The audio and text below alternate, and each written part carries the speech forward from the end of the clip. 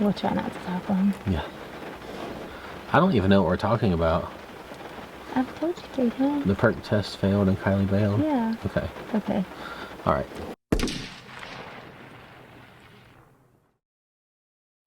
Hey, y'all. Hey.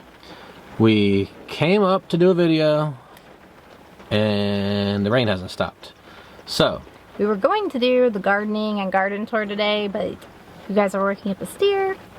And it was hot. And super it was hot. really hot, so we're going to wait.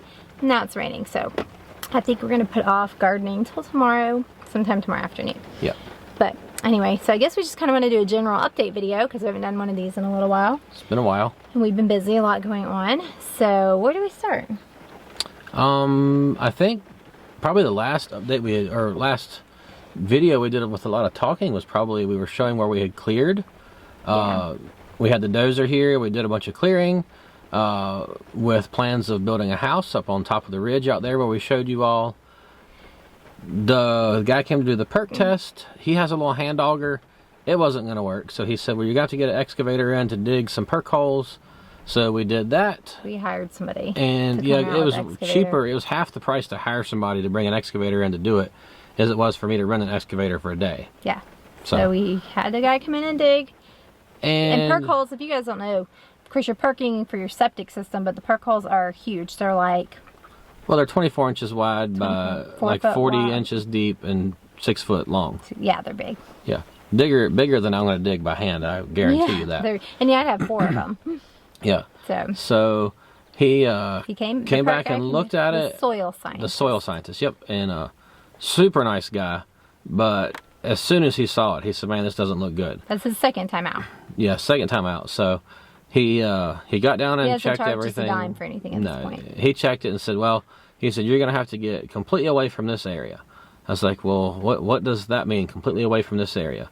He said, well, I'll go back to the office. He said, I'll pull up the soil survey. Evidently, they have gone through and surveyed soils. In the area? Around? I don't know. It's all new to me, so... And he said, like, that's a no-go completely, like, as far as building at all, because you'd have to have engineered footers. Yeah, the type of soil, he named it, but I can't remember. I honestly didn't care to remember what it was, because I had so much going on.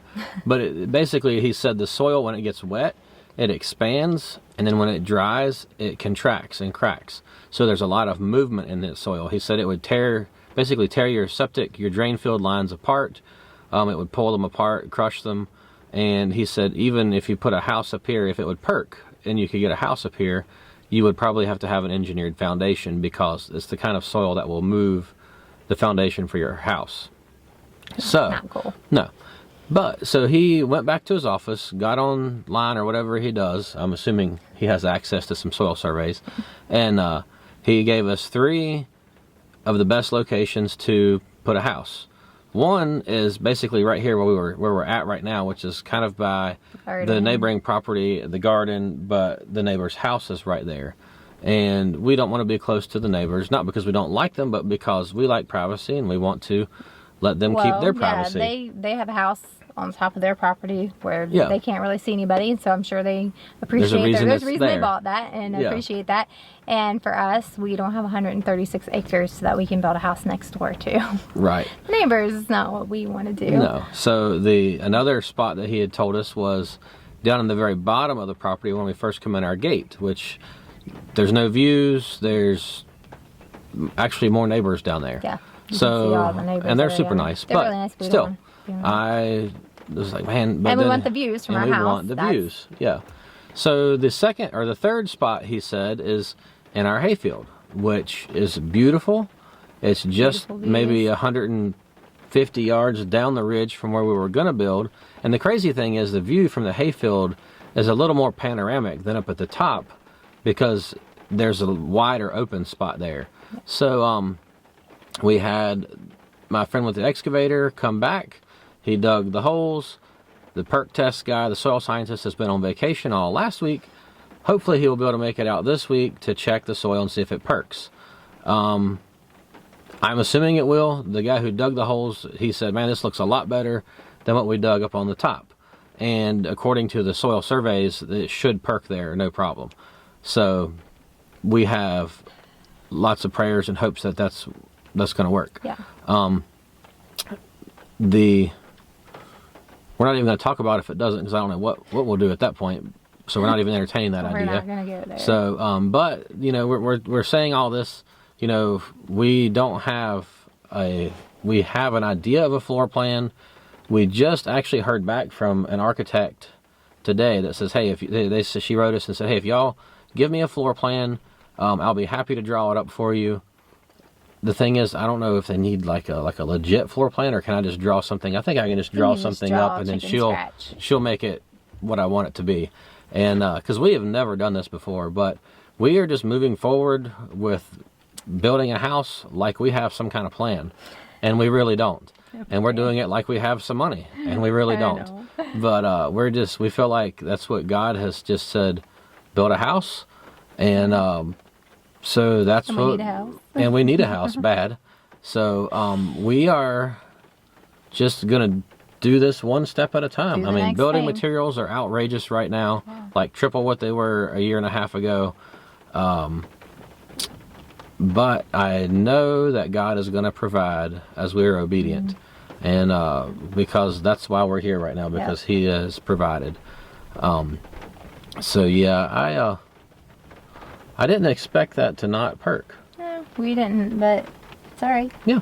And the clearing, all the stuff we did was not in vain. It needed to be done, and we need the pasture, because we're taking up pasture to build the house now, as long as that's what...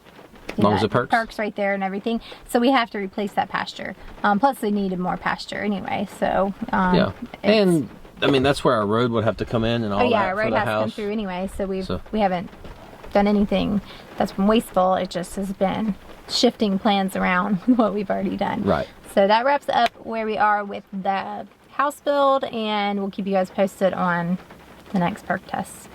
So, in other news, Kylie, so we've been riding Pepper lately. It's been a while since we've ridden her, and 2.5 years or more, right?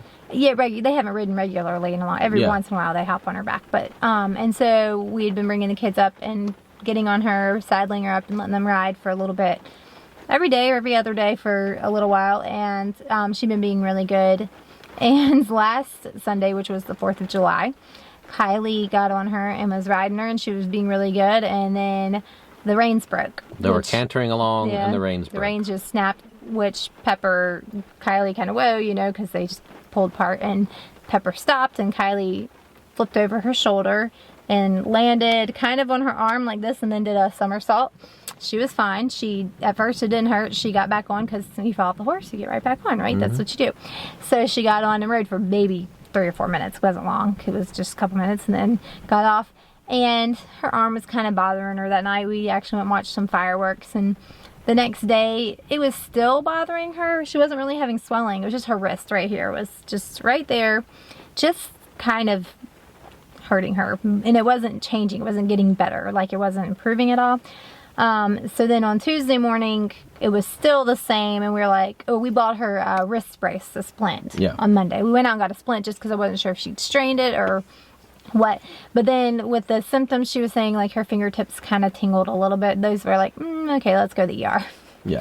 So went to the ER and got an x-ray, and she fractured, they called it a buckle fracture. So it didn't actually crack, but her growth plate in her wrist right there has like a little buckle in it, basically. And they said it's not bad at all, so they left her in the splint, and then we were referred to orthopedics. So we go tomorrow to the orthopedic doctor to repeat x-ray and see if they said if it's a break, an actual break, then there will be some calcium built up on it, where they'll be able to see on the x-ray.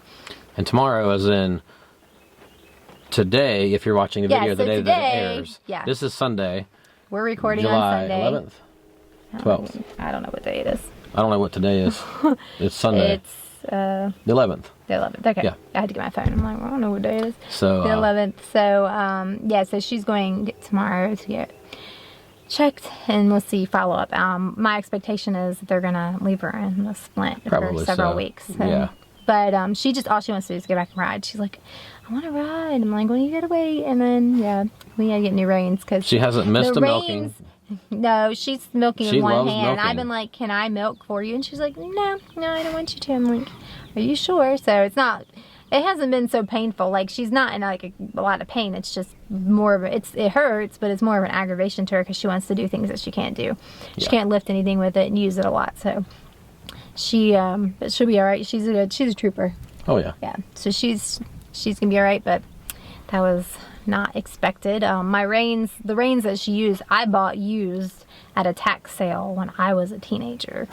They're the best reins. I love them. There are some braided leather reins, and we've been using them for years, and they haven't been oiled in a long time. So the leather just snapped. So we'll have to get some new ones. But other than that, let's see. Do we have anything else? You processed the steer finally. We got him. I didn't get any footage of it because we have our walk-in cooler doubles as a walk-in cooler, a refrigerator, a processing room, dishwashing and station. the dishwasher is set up in there. There's not a lot of room. There's not a lot of room. Still could have done it probably, but it was just kind of a, hey, I really need to get this done. We were supposed to process it last Sunday. Like, that was our plan originally. Last Sunday was the plan. That didn't work, which he's fine. He could hang easily for 21 days. Today was 14 days or 15 days, something. But it just didn't have time to try to set the camera up and get any footage while processing today. We're going to do another hog soon, so we'll get some footage of that.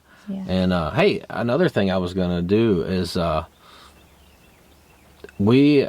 because we did this broadcasted corn video where I just broadcast the corn over where the pigs were and kind of tilled it in with the tractor tiller. Wait till y'all see the garden tour video.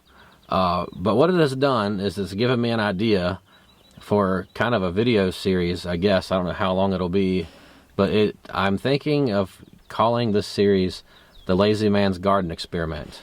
Now, I don't think that I'm lazy at all, but it was so simple, and the corn is growing like crazy. And we were going to plant the melons and stuff, but the pigs did that for us. So the pigs prepped the area for us. I just took the tractor tiller and ran over it. I mean, I used the tractor to push the brush out of the way. Technically, I guess I wouldn't have even had to do that. But it's kind of got me to thinking, and I'm not saying that if this works, I probably won't ever really just do this, but I just want to do some experiments of how easy is it really to grow your own food. I mean, do we have to plant in rows and do all of the cultivating and all of the cleaning and the weeding and all of that stuff that we're taught? And all these are great things, and we do it right here behind us. And raised beds, hey, I can't wait till I can build some raised beds because they're so much simpler, cleaner, beds, but they all go to customers. And they look nice. They're just easy to maintain. But I'm either going to waste some more seeds or we're going to grow some more food. Either way, there will be a video series, Lazy Man's Garden Experiment. We'll get something out of it. And I mean, we've got to replenish our seed stock next year anyway. We've already been talking about that. We're low on a lot of stuff. I'm going to take some of the stuff that we have left and just kind of take it out there and chuck it. It's cardinal. There is a female cardinal. Yeah. But so y'all be looking for that. I hope it's as interesting. I'm excited about it because for some reason, I just feel inspired to do some experimenting in the garden this year. That'll be fun. Like we did with the potatoes, and they're coming back. Yay! Yes. I was skeptical, but they're coming back. And it may have stunted them. Maybe they won't produce as much as the others, but it's an experiment. We were late getting everything in this year. Sort of. We got to start more seeds. We'll probably do that this evening. That's something we got do. some soil. We need to start our fall crops for sure. We're kind of like right there. I mean, we still have time, but we're right there at our... Really close. We need to get it in. So, we got to do that. But anyway, do you have anything else? I didn't mean to take over. I didn't tell you I was going to talk about that. I kind of forgot about it. What are you talking about? No, it's good. I don't think I can think of anything else. We're just doing the next thing every day. I have a list of things that I need to do. I don't set out with the intention any day of completing that list because it's just not how life works. Yeah. I set out every day with the intention to do the things that I need to do, and I have these things on the list that need to get done, but a lot of times our days end up, this hijacked happens. By loose pigs. Yeah, this happens, so we got to do this and this and this. And so rather than getting a list of 5 or 10 things done each day, I usually will get 1 to 3 things. There's a lot of variables and moving parts in our life. So there are. You have to be flexible and go with the flow. And I'm a planner. I like to have this. Well, we're gonna do this and this and this. But God has worked with me on that. I just kind of go with the flow. I'm a fly by the seat of my pants kind of girl. I'm not a planner, so. But it's working out. We're getting things done.